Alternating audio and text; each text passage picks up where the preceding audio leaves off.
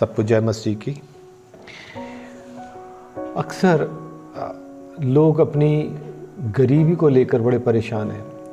गरीबी एक बड़ी समस्या बनी हुई है हमारे देश में, और गरीबी को लेकर हम बहुत परेशान होते हैं। कैसे ये गरीबी हमारे परिवार से, हमारे घर से दूर हो सके। तो गरीबी कैसे हमारे परिवार से, हमारे घर से दूर हो। गरीबी या कंगालपन ये कोई श्राप नहीं है। गरीबी या कंगालपन,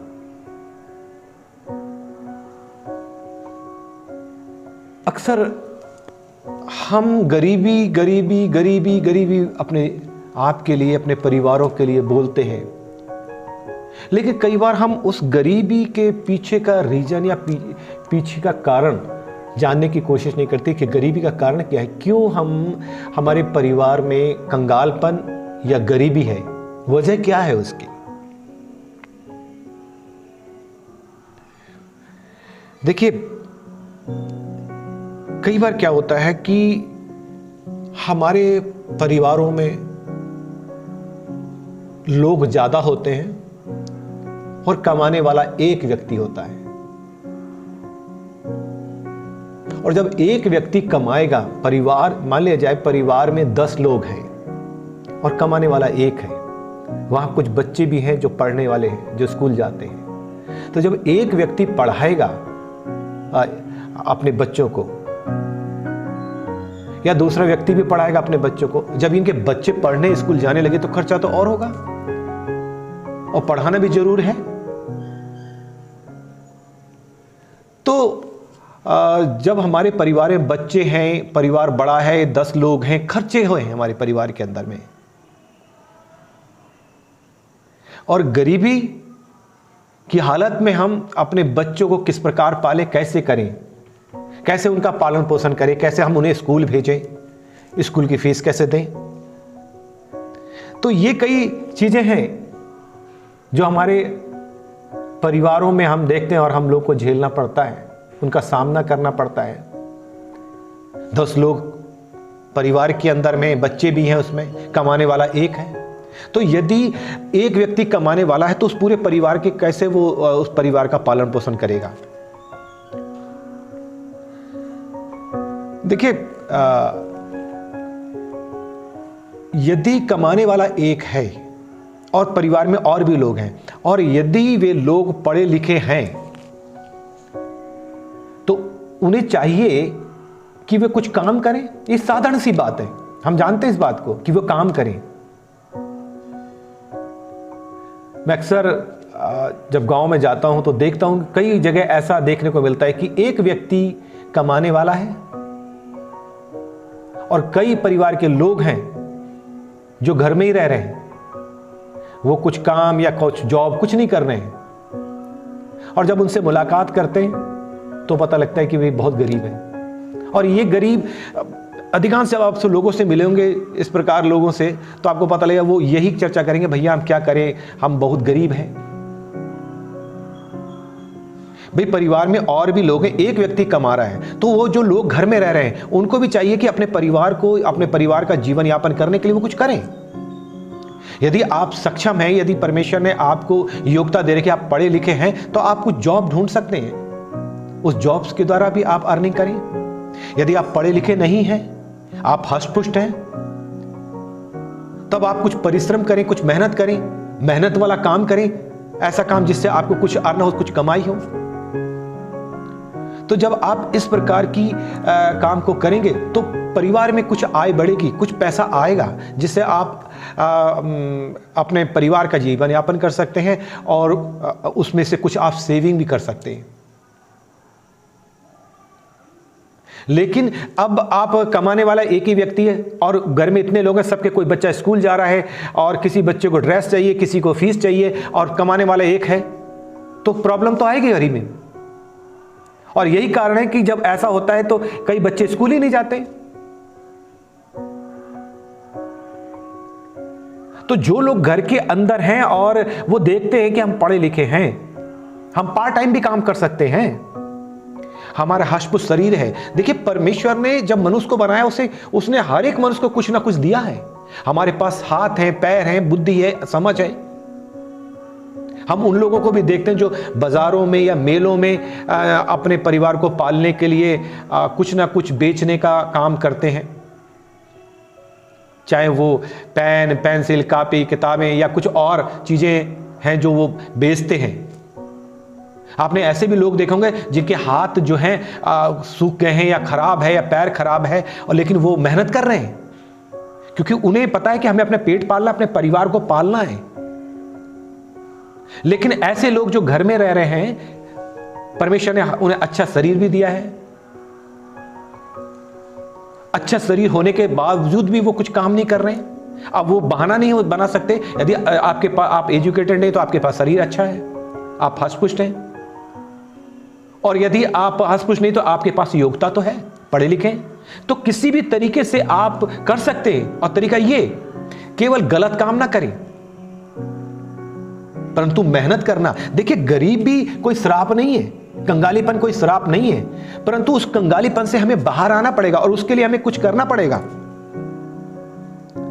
मैं तो ये कहता हूं कि आप दिहाड़ी मजदूरी भी कर सकते हैं यदि आप शिक्षित नहीं है तो। मेहनत करने में कोई परिश्रम नहीं है, मेहनत करने में कोई पाप नहीं है, आप मेहनत कर सकते हैं। और मेहनत के द्वारा, क्योंकि मेहनत की कमाई में आशीष होती है, जो खून पसीने की कमाई होती है उसमें बरकत भी होती है। और जब आप उसे घर पे लेके आते हैं तब आप उस कमाई पर प्रार्थना करें और फिर उसे इस्तेमाल करें। परमेश्वर क्यों नहीं आशीष देगा? वचन तो कहता है कि तू मुझे स्मरण करके सारे काम किया करना, मैं तेरे कामों पर आशीष दूंगा। इसलिए गरीबी को दूर करने के लिए हमें मेहनत करना चाहिए। हमें परमेश्वर ने जब बुद्धि दिया तो हम बुद्धि का इस्तेमाल करें, ज्ञान का इस्तेमाल करें। और जब आप बुद्धि को इस्तेमाल करेंगे, परमेश्वर जरूर आशीष देगा। परमेश्वर ने आपको योग्यता दिया, आप पढ़े लिखे हैं, अपनी बुद्धि का इस्तेमाल करें। तो गरीबी दूर करने के लिए विशेष करके जो है दो कारण मेन है। पहला चीज ये कि आप मेहनत करें, मेहनत के द्वारा आप अपनी अर्निंग करें, कमाई करें। और दूसरा कारण है कि आप अपनी बुद्धि का उपयोग करें और अपने आप को जांचें परखें कि आपके पास कौन सी योग्यता है, कौन से वरदान आपके पास हैं, आप उनका इस्तेमाल करें। यदि आप पढ़े लिखे हैं तो आप अपनी योग्यता को इस्तेमाल करें, आप कोई जॉब कर सकते हैं। गरीबी कई बार क्या होता है कि हम सोचते हैं कि हमें बड़ा ही जॉब मिलेगा तभी हम काम करेंगे। नहीं, अब मैं ये भी नहीं कह रहा हूं कि आप छोटा ही काम कीजिए, लेकिन आप परिस्थिति को देखते हुए कि कैसा है। कुछ बच्चे जो हैं वो टाइम पर पढ़ने भी जाते हैं और पार्ट टाइम में कुछ काम भी करते हैं और इससे वो अपनी फीस को निकाल लेते हैं। तो जो है, आप अपनी बुद्धि का इस्तेमाल कर रहे हैं, आपकी योग्यता का इस्तेमाल करें, इससे आप अपनी अर्निंग कर सकते हैं। और धीरे धीरे करके अगर आप कुछ अर्निंग कर रहे हैं, आप परिश्रम करें। यदि आप किसी नौकरी में जाना चाहते हैं, आप चाहते हैं कि उसके लिए मुझे पैसे की आवश्यकता है, आपको प्राइवेट जॉब मिल रहा है, उस प्राइवेट जॉब को भी करते रहें और साथ में प्रैक्टिस करते रहें। चाहे आप आर्मी, पुलिस या जो भी डिपार्टमेंट में आप जाना चाहते हैं, आप उसके लिए अपने योग्य बनाइए। और एक और कारण है गरीबी का, और वो ये कारण है कि जब हम तुलनात्मक जिंदगी जीते हैं। अब हमारे पास एक व्यक्ति कमाने वाला, वो परिवार को चला रहा है, आवश्यकताएं ज्यादा हैं और कुछ ऐसी आवश्यकताएं जिन्हें हम मतलब जानबूझ के अपने लिए तैयार कर लेते हैं।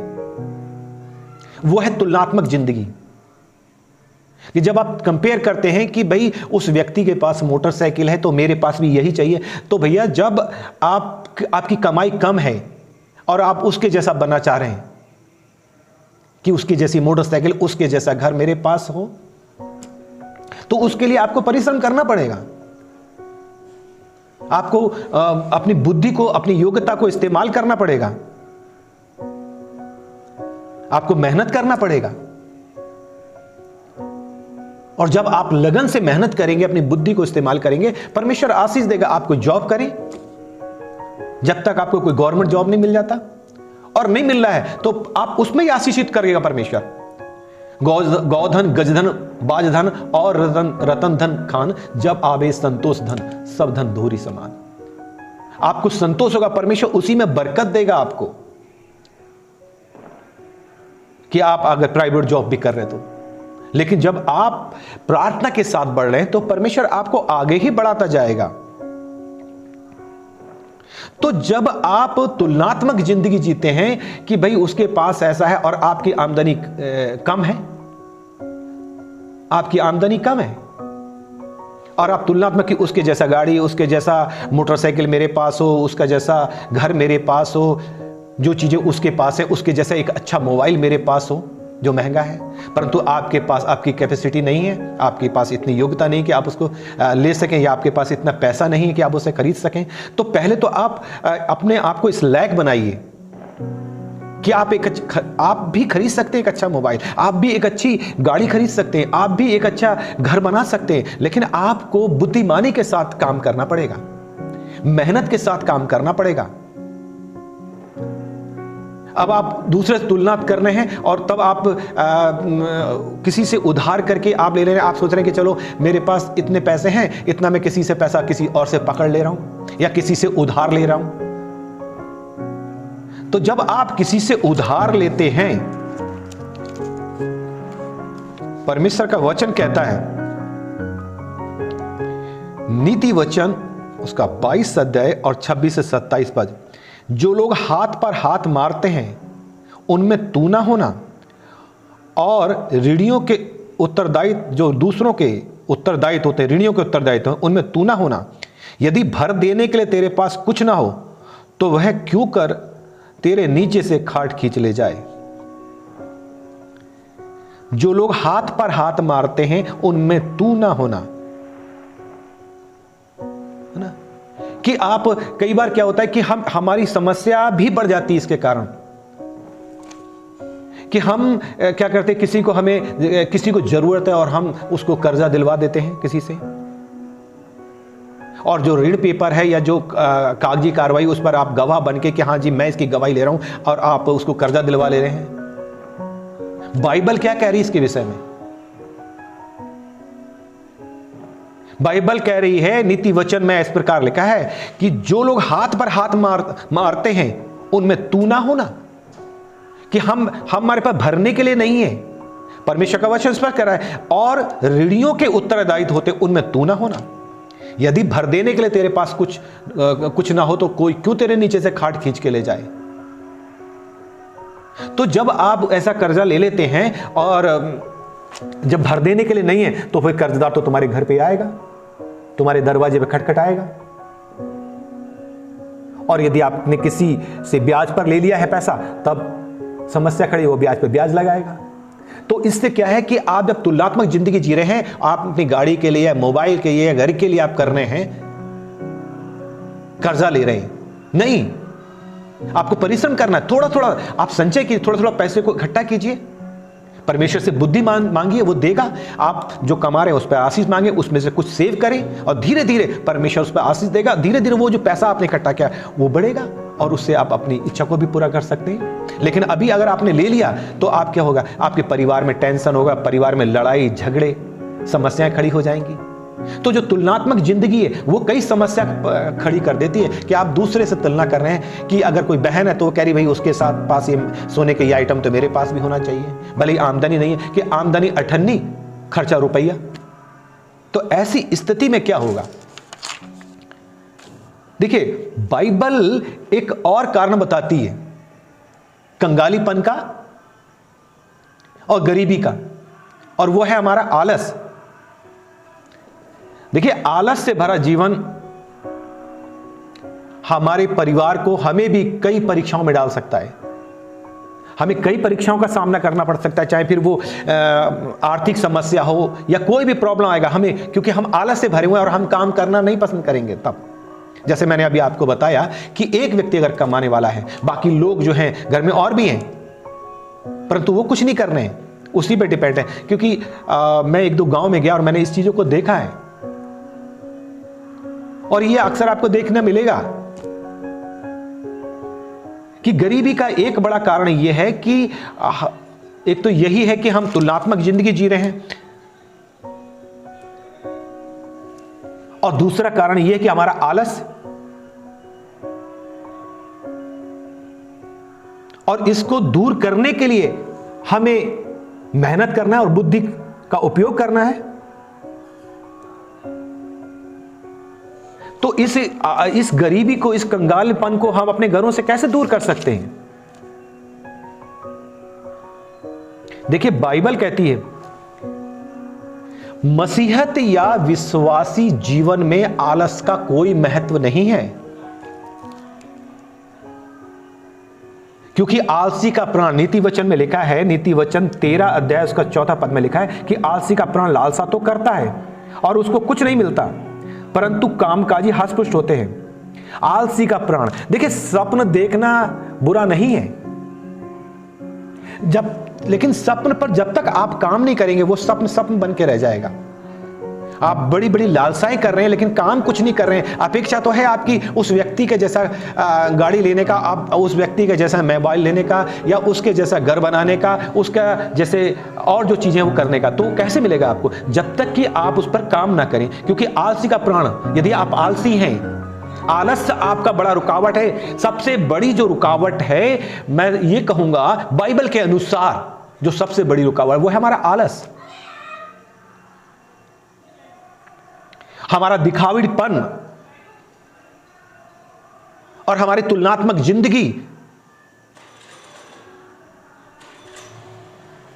हमारे परिवार से गरीबी दूर हो सकती है, कंगालीपन दूर हो सकता है, उसके लिए हमें कार्य करना पड़ेगा, हमें इस आलस को त्यागना पड़ेगा।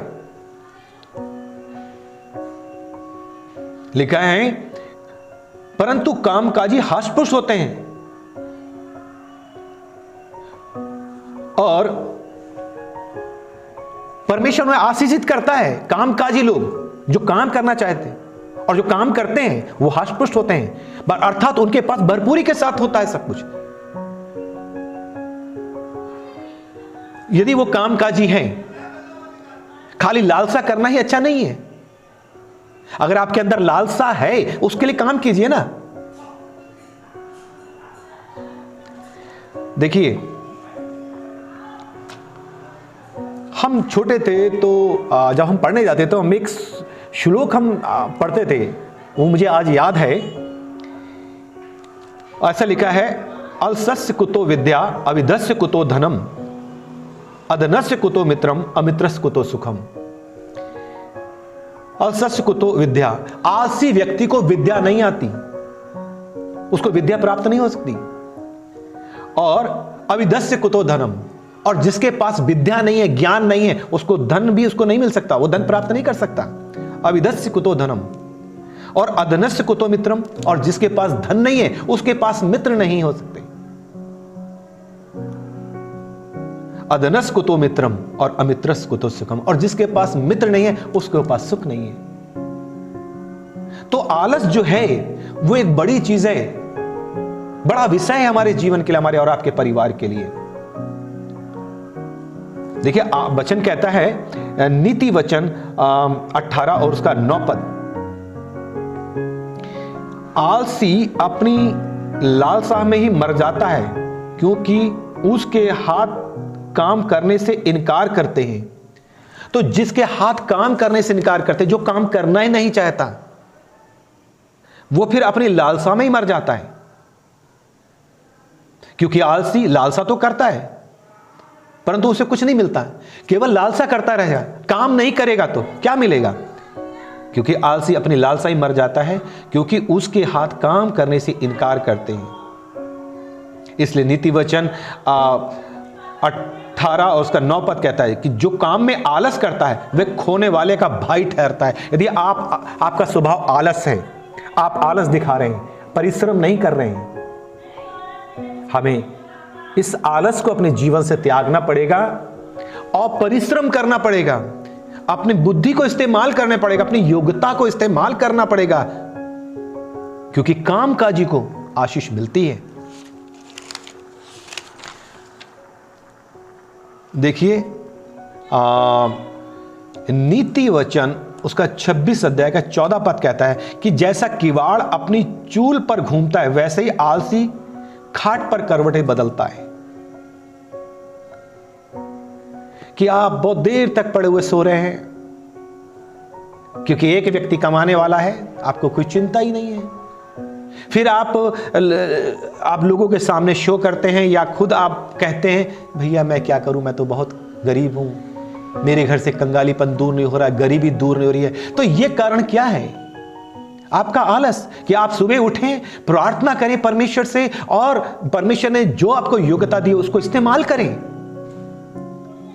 वचन कहता है कि जवान सी भूखे रह जाते हैं, उन्हें घटी होती है, परंतु यहोवा के डर वही किसी भली वस्तु की घटी ना होगी, परंतु उसके लिए हम काम तो करें, क्योंकि वचन स्पष्ट कहता है कि जो काम में आलस करता है वह खोने वाले का भाई ठहरता है। यदि आपके जीवन में आलस है तो आशीष आपके पास कहां से? तो आप अपने जीवन से आशीषों को जाने देंगे। तो आपका आलस और तुलनात्मक जिंदगी आपकी आशीषों में, बरकतों में बहुत बड़ी रुकावट है। आप चाहते हैं आपके परिवार से, आपके घर से कंगालपन दूर हो, तो आपको उसको त्यागना पड़ेगा।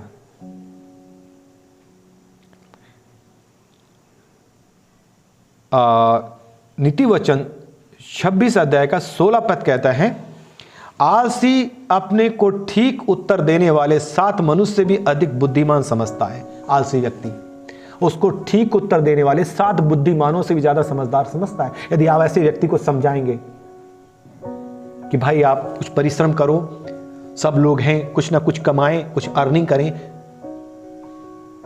है ना। क्योंकि कई बार ऐसा नहीं है, कुछ लोगों को तो इसलिए धनी होते हैं कि उनके जो पूर्वज हैं या उनके लोग हैं उनके लिए धन संपत्ति छोड़ के, इस कारण वो धनी बने हुए हैं। लेकिन कुछ लोग क्या हैं, वो भाई उनके जो लोग हैं, जो बाप दादा हैं, वो गरीबी हालत में रहे और वो गरीबी हालत में उसने जन्म लिया है। तो गरीबी इसलिए नहीं हो रही क्योंकि गरीबी के लिए आप कुछ कार्य नहीं कर रहे हैं, कंगालीपन को लिए काम कर ही नहीं रहे हैं। आप कैसे दूर होगा कंगालीपन? भाई उनको तो जिनके पूर्वज छोड़ गए वो इसलिए हैं, परंतु आप अगर चाहते हैं, अब वो शौक कर रहा है, वो हाई फाई उसके शौक हैं, उसके हाई फाई खर्चे हैं, आप चाह रहे हैं मैं भी ऐसा खर्चा करूं जैसे उसके ब्रांडेड कपड़े, मेरे पास भी ऐसे ब्रांडेड कपड़े हैं, परंतु कमाई आपकी बहुत कम है, तो आप उधार लेके या कर्जे लेके कर दे रहे हैं। मैं तो कई ऐसे लोगों को मैंने देखा है और ऐसे में कई लोगों को जानता भी हूं, जो लोग खुद तो जहां पर काम करते हैं वहां से मजदूरी करते हैं या वो काम करते हैं कुछ, तो वहां से वो एडवांस पैसा ले लेते हैं, और जब वो वहां से एडवांस पैसा ले लेते हैं तो उनके बच्चे तक वहां पर काम करते हैं। एक तरह से कहें तो बंधुआई। तो जब तक वो पैसा जो उन्होंने एडवांस ले रखा है, जो कर्जे पे ले रखा है, जब तक वो भर नहीं देंगे तो उनके बच्चे और वो वहां तक, अगर बाप ने कर्जा लिया है तो बच्चा भी वहां पर काम करेगा, ताकि जब तक काम करेगा जब तक कि वो जो कर्जा उसने लिया है चुक ना जाए। तो बंधुआ मजदूर के जैसे रूप में। अरे भाई आप पास जो है उससे संतुष्ट रहिए ना। आप अपने लिए इतना संचय कर लीजिए कि आपके पास जब आप देखें कि मेरे पास इतना है तो आप भी उसमें से थोड़ा पैसे निकाल के, कुछ अर्निंग करके, आप कुछ कमा करके उसमें कुछ पैसा निकाल के भी आप ले सकते हैं। एक टाइम ऐसा आएगा कि आपके पास अच्छा खासा अमाउंट होगा और आप भी अपनी ख्वाहिशों को, अपनी इच्छाओं को पूरा कर सकते हैं, परंतु वो इच्छा जो जायज है। सादा जीवन उच्च विचार। अगर हमारे पास साधारण जीवन है, हमारे विचार ऊंचे हैं, आप उस विचारों को भी परिवार में सिखाइए, आपके बच्चे भी सीखेंगे। तो परमेश्वर का वचन कहता है कि अब अगर ऐसे व्यक्ति को जिसके जो कर्जों से लदा हुआ है, आप उसे सिखा रहे कि भाई आप कुछ काम करो, तो वो आपको कहेगा कि भाई मुझे सब मालूम है, आप मुझे मत सिखाओ। वो अपने आप को इतना बुद्धिमान समझेगा। अगर कोई सलाह देता है, घर बुद्धि से बनता है और समझ से स्थिर रहता है। अगर सम्मति से काम करे, आलसी अपने को ठीक उत्तर देने वाले 7 मनुष्य से भी अधिक बुद्धिमान समझता है। कामकाजी लोग प्रभुता करते परंतु आलसी बेगारी में पकड़े जाते हैं और उनके ऊपर कर्जा बन जाता है। आलसी। देखिए नीति वचन जो है, बाइबल का नीति वचन जो किताब है, वो व्यवहारिक पुस्तक है। आप जिसे इतना गहराई से अध्ययन करेंगे, आप सीखेंगे कि किस तरह ये हमारे जीवन के बारे में बता रहा है, कैसे हम इन चीजों से बाहर आ सकते हैं। देखिए,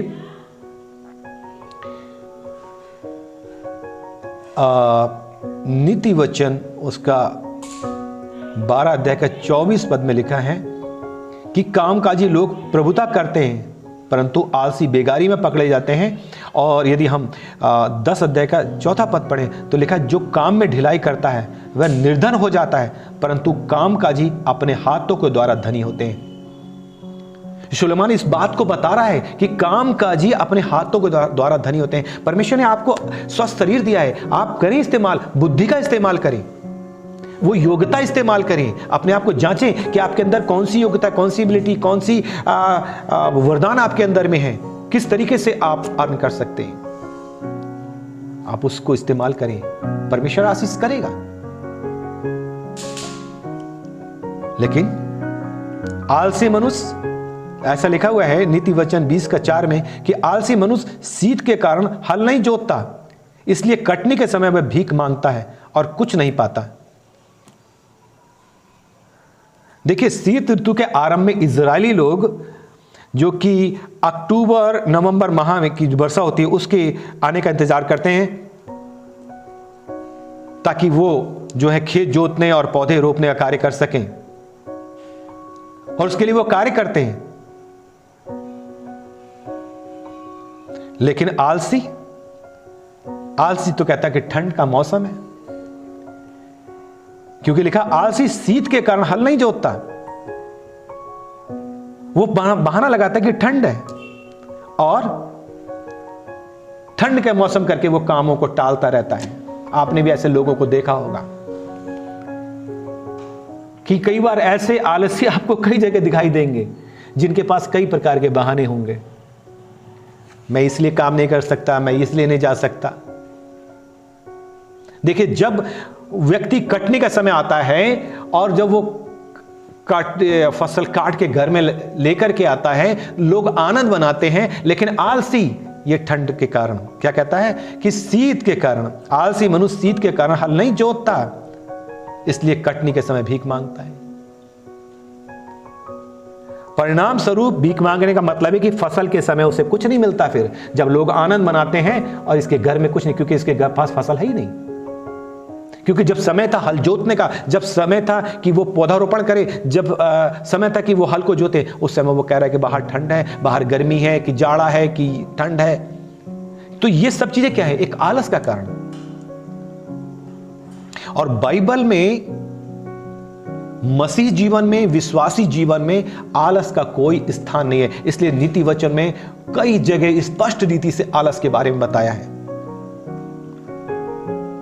क्योंकि वचन स्पष्ट कहता है कि आलसी अपनी लालसा में मर जाता है, क्योंकि उसका हाथ काम करने से इनकार करते हैं।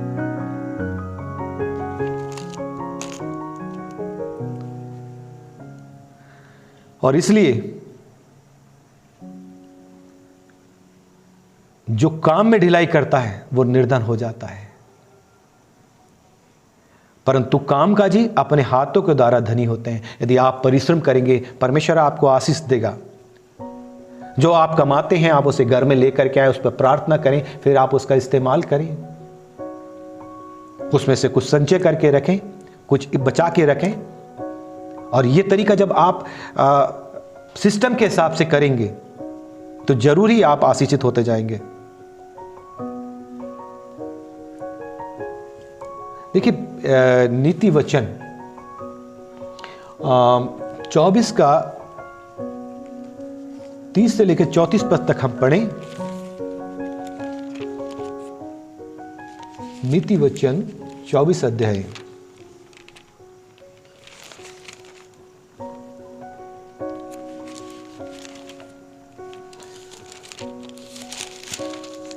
यहां पे लिखा है 30 पद से हम 34 पद तक पढ़ें। मैं आलसी के खेत के पास से और निर्बुद्धि मनुष्य की दाख की बारी के पास होकर जाता था। आलसी के बारे में लिखा है कि मैं आलसी के खेत के बारे में, खेत के पास से होकर निर्बुद्धि मनुष्य की दाख की बारी के पास से होकर जाता था। तो जो आलसी है, सबसे पहले तो उसके अंदर बुद्धि ही नहीं होगी, बुद्धि ही चली जाएगी, क्योंकि वो कार्य नहीं करेगा। स्पष्ट यहां लिखा है कि मैं आलसी के खेत के पास से और निर्बुद्धि मनुष्य की दाख की बारी के पास होकर जाता था, तो क्या देखा कि वहां सब कटीले पेड़ भर गए हैं और वह बिच्छू पेड़ों से ढप गई हैं और उसके पत्थर का बाड़ा गिर गया है, क्योंकि आलसी था और ये अपनी बारी को देख नहीं पाया सही से। दाख की बारी के पास से होकर गया, क्या देखा कि वो बिच्छू घास से ढप चुकी हैं, बाड़ा गिर गया है, क्योंकि आलसी क्या है, आलस में पड़ा हुआ है, ये कुछ काम ही नहीं कर रहा है। तो ऐसा व्यक्ति जो काम नहीं करे, क्योंकि कामकाजी व्यक्ति आशीषित होता है। तब मैंने देखा और उस पर ध्यानपूर्वक विचार किया, हाँ मैंने देखकर शिक्षा प्राप्त की। तब मैंने देखा और उस पर ध्यानपूर्वक विचार किया। यह व्यक्ति कह रहा है कि मैंने उस बाड़ी को देखा और ध्यानपूर्वक विचार किया। कई बार हम इन बातों पर फोकस नहीं करते, हम देखें कि गरीबी, ये कंगालीपन हमारे परिवार से कैसे दूर हो, हम इस पर विचार विमर्श करें, मनन करें, सोचें और उस पर कार्य करें। यह कह रहा है कि मैंने उस दाख की बारी को देखा, मैंने देखकर उस पर ध्यानपूर्वक विचार किया। हाँ, मैंने देखकर शिक्षा प्राप्त की। और क्या शिक्षा प्राप्त करी? थोड़ी देर हाथ पर हाथ रखे और लेटे रहना, तब तेरा कंगालपन डाकू की नाई और तेरी घटी हथियार बंद के समान आ पड़ेगी। तेरा कंगालपन, डाकू की नाई। अब आपने कुछ जो भी आपके पास इकट्ठा है, आप उसमें काम ही नहीं कर रहे हैं, और जो इकट्ठा किया उसमें से आप निकाल लेके आ रहे हैं और खा रहे हैं। और जब वो खत्म हो गया तो क्या आप तो इसी में थे कि मेरे पास है, और आपने उसे खत्म कर दिया खा खा करके, और आपने काम तो किया नहीं। तो कंगालपन, आपको पता ही लगा कि आप कब कंगाल हो गए। लिखा तेरा कंगालपन डाकू की नाई और तेरी घटी हथियार बंद के समान आ पड़ेगी। सो इसलिए परमेश्वर का वचन कहता है कि हम ध्यानपूर्वक देखें, सोचें। देखिए, कंगालपन को दूर करने के लिए हमें कुछ करना पड़ेगा, और इसके लिए वचन क्या कहता है कि कामकाजी को अनमोल वस्तुएं मिलती हैं। कामकाजी को अनमोल वस्तुएं मिलती हैं, और जो हाथों से काम करता है वो धनी भी होता है। यहां लिखा है नीति वचन 10:4 में, जो काम में ढिलाई करता है वह निर्धन हो जाता है, परंतु कामकाजी अपने हाथों के द्वारा धनी होते हैं। कामकाजी को अनमोल वस्तुएं मिलती हैं। अब आप लालसा कर रहे हैं अनमोल चीजों की, महंगी महंगी चीजें, लेकिन अगर आप काम कर रहे हैं, आपके हाथों से आप काम कर रहे हैं, परिश्रम कर रहे हैं, जो परमेश्वर ने आपको योग्यता दी है, जो बुद्धि आप उसे इस्तेमाल कर रहे हैं, तो परमेश्वर जरूर आशीष करेगा, अनमोल वस्तुएं आपको मिलेंगी। लिखा है नीति वचन 24:4 में कि ज्ञान के द्वारा कोठरियां सब प्रकार की बहुमूल्य और मन भाव वस्तुओं से भर जाती हैं। मन भाव, जो भी आपके मन को भाती हैं, जो भी चीजें आपको अच्छी लगती हैं, तो आप अपने ज्ञान को इस्तेमाल करें, अपनी योग्यता को इस्तेमाल करें, अपनी बुद्धि को इस्तेमाल करें और कामकाज करें। क्योंकि आलसी का हाथ काम करने से इनकार करते हैं। जब तक आप काम नहीं करें, कैसे आप आशीषित हो सकते हैं? अगर आप नहीं हो पा रहे हैं तो आप सीखिए कैसे। देखिए, परमेश्वर का वचन कहता है 1 तीमुथियुस 5:8 कि यदि कोई अपनों की और निज करके अपने घराने की चिंता ना करे तो वह विश्वास से मुकर गया है और अविश्वासी से भी बुरा बन गया है। अविश्वासी से भी बुरा बन गया है। यदि वो अपने घर का प्रबंध, आपको परमेश्वर ने जो परिवार दिया है, तो आपकी जिम्मेदारी बनती है कि आप उसकी देखभाल करें और उनके लिए उनकी जरूरतों को पूरा करें, कामकाज करें, आय के साधन जुटाएं उनके लिए। अब आप खुद के लिए भी उधार ले रहे हैं किसी से, या फिर किसी और को दिलवा दे रहे हैं और तब आप परेशान हो, आपके परिवार में कलेश झगड़े। मैं अक्सर देखता हूं जब लोग ऐसे परिवारों से मिलता हूं, जाता हूं, तो मेरे ये अनुभव रहा है कि मैं देखा है मैंने इन चीजों को। जब आप कर्जा दिलवा देते हैं या गवाही में शाइन करते हैं या ऋण पत्र पे आपके दस्तखत होते हैं या आप अपने लिए लेते हैं, अगर आपके पास भर देने के लिए कुछ नहीं है तो आप कर्जा क्यों ले रहे हैं?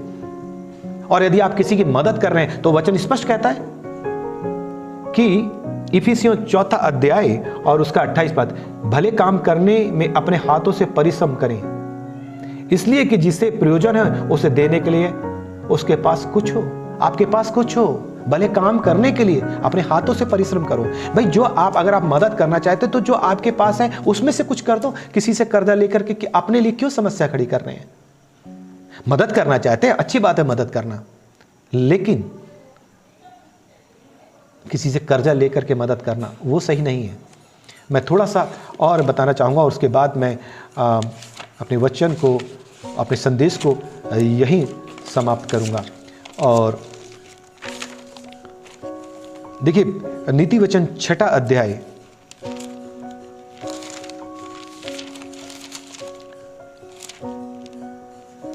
नीति वचन 6 अध्याय और उसका 6 से लेकर के कुछ पद में पढ़ूंगा, 6, 7 और 11 पद तक। 6, 7, 8, 9, 10, 11 पद तक मैं पढ़ना चाहूंगा। यहां पे लिखा है, हे आलसी, चींटियों के पास जा, उनके काम पर ध्यान दे। आपने देखा, आलसी के काम पर ध्यान दिया, लेकिन अब आप चींटियों के काम पर ध्यान दीजिए। आलसी का तो बाड़ा टूटा हुआ मिला, बिच्छू घास ने वहां ढक लिया, लेकिन अब आप नीति वचन कह रहा है कि आलसी चींटियों के पास जा और उनके काम पर ध्यान दे और बुद्धिमान हो, कि ना तो कोई उनका ना तो कोई न्यायी होता और ना प्रधान, ना प्रभुता करने वाला, तो भी वे अपना आहार धूपकाल में संचय करती हैं और कटनी के समय अपनी भोजन वस्तुएं बटोरती हैं। हे आलसी, तू कब तक सोता रहेगा? तेरी नींद कब टूटेगी? कुछ और सो लेना, थोड़ी सी नींद, एक और झपकी, थोड़ा और छाती पर हाथ रखे लेटे रहना, तब तेरा कंगालपन बट मार की नाई और तेरी घटी हथियार बंद के समान आ पड़ेगी। सो कंगाली का, गरीबी का एक कारण, हमारा बड़ा कारण जो है हमारा आलस। आप इसको दूर कर सकते हैं, और यदि आप चाहते हैं ये कंगालपन, ये गरीबी दूर हो, तो आए, मैं और आप ऐसे बहुत से जंतु का नाम बाइबल में है जिनसे हम सीख सकते हैं, और जिनमें से एक चींटी का, जिसका उदाहरण यहां दिया गया है कि आलसी चींटियों के पास जा और जाके क्या देख, उससे सीख, शिक्षा प्राप्त कर। क्या? उनके काम पर ध्यान दे और बुद्धिमान हो। उनके ना तो कोई न्यायी होता, ना प्रधान और ना प्रभुता करने वाला, उनका कोई मुखिया नहीं होता, लेकिन फिर भी क्या है, तो भी वे अपना आहार धूप काल में संचय कर लेते, इकट्ठा कर ले। बरसात आने से पहले ही वो अपने लिए, अपने परिवार के लिए आहार इकट्ठा कर लेती हैं, भोजन इकट्ठा कर लेती हैं। लेकिन आलसी तो लिखा है, जैसे दरवाजा अपनी चूल पे घूमता है, वैसा आलसी अपनी चारपाई पे करवट बदलता रहता है। लिखा है, यह आलसी का कार्य है। देखिए, चींटियां जो हैं वो और कीड़े मकोड़े की अपेक्षा,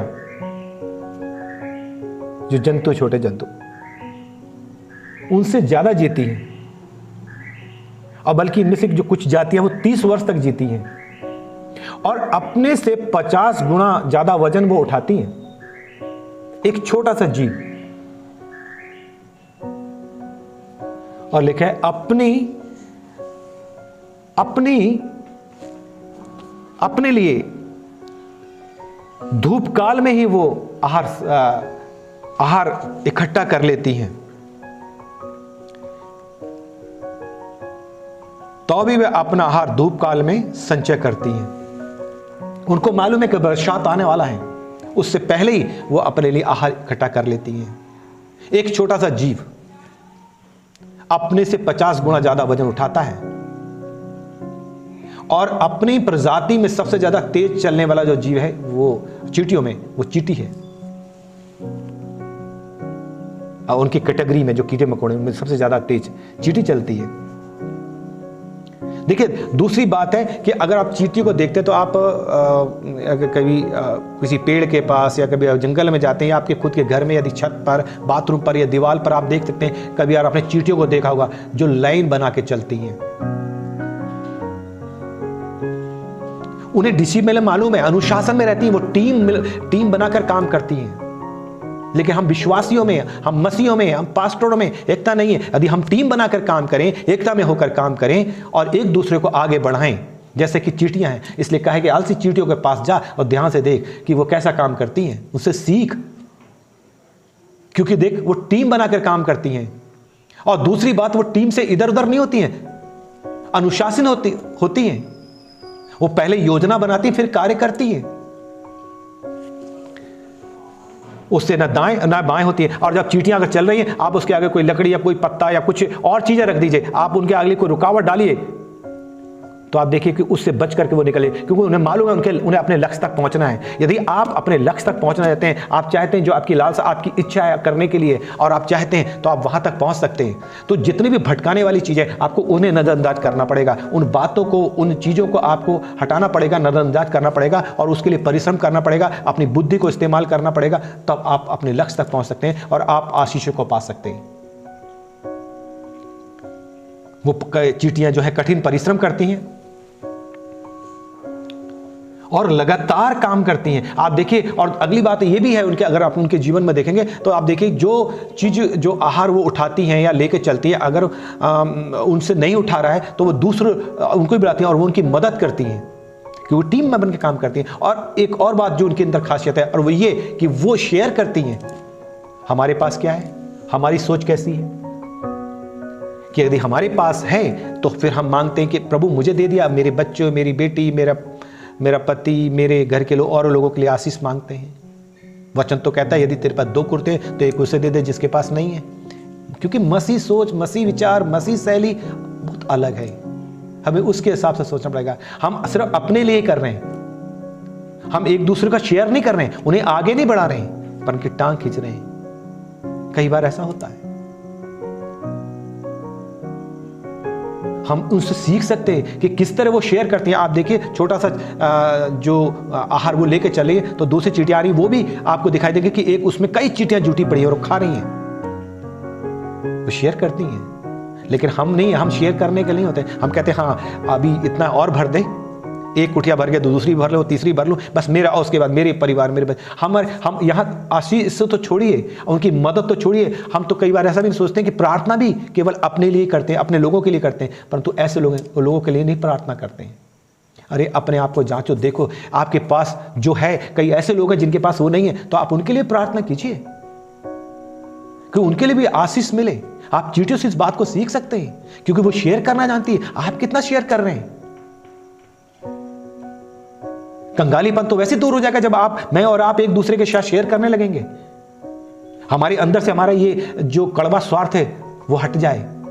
देखिए, मैं ये नहीं कह रहा हूं कि आप धनी बनिए, लेकिन हाँ ये जरूर कह रहा हूं कि आप यदि आशीषित होना चाहते हैं और चाहते हैं कि आपकी जरूरतें पूरी हों, तो जरूर, यदि आप हाँ धन भी बनना चाहते हैं तो उसमें भी कोई बुरा नहीं है, लेकिन वो धन आप परमेश्वर कार्य के लिए और एक सही कार्य के लिए इस्तेमाल कर रहे हैं और सही तरीके से आप उसे कमा रहे हैं, तो वो अच्छी बात है।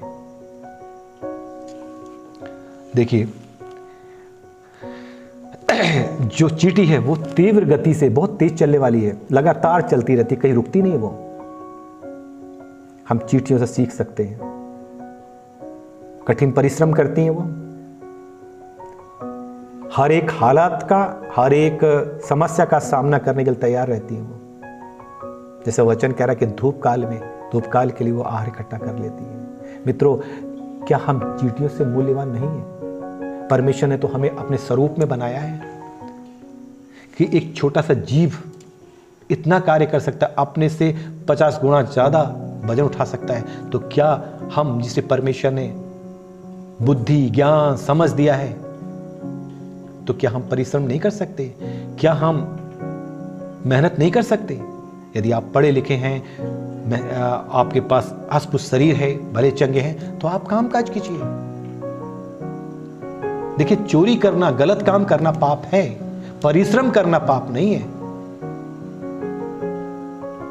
यदि आप आशीषित होना चाहते हैं तो आए मैं और आप इन चींटियों से सीखें और इस कंगाली से, इस गरीबी से बाहर निकल के आए। क्योंकि वचन स्पष्ट कहता है कि ज्ञान के द्वारा कोठरियां सब प्रकार की बहुमूल्य और मनभाव वस्तुओं से भर जाती हैं। आप उस बुद्धि का जो परमेश्वर ने आपको दिया इस्तेमाल करें। और दूसरी चीज, कामकाजी को अनमोल वस्तुएं मिलती हैं, लेकिन आलसी का हाथ तो काम करने से इनकार करता है।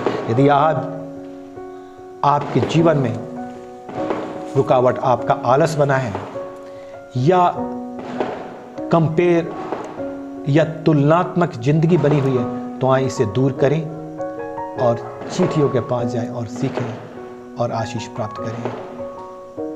परमेश्वर आप सबको इस वचन के द्वारा आशीष दें। जय मसीह।